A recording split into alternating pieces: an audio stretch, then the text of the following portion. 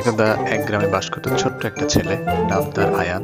সে প্রতিদিন দুপুরবেলা গাছে চড়ে বেড়াতো। প্রতিদিন সকালবেলা, দুপুরবেলা সবসময় সে গাছে চড়ে বেড়াতো। এই নিয়ে তার দিদার সাথে প্রচন্ড ঝগড়া, সে কেন গাছে চড়ে। তার দিদা তাকে বারবার বোঝালো যে গাছে চড়া ভালো না, গাছে চড়তে হয় না, পড়ে গিয়ে ব্যথা পাবে, কিন্তু সে শুনে না।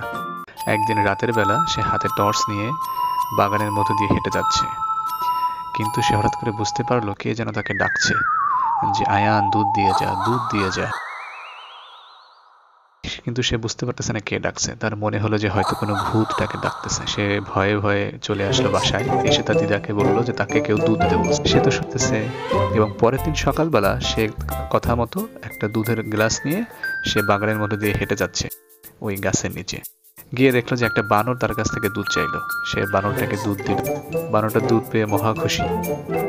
পরে বানরটা তাকে কলা দিল। দুজন মিলে মনের খুশিতে হাসতে লাগলো।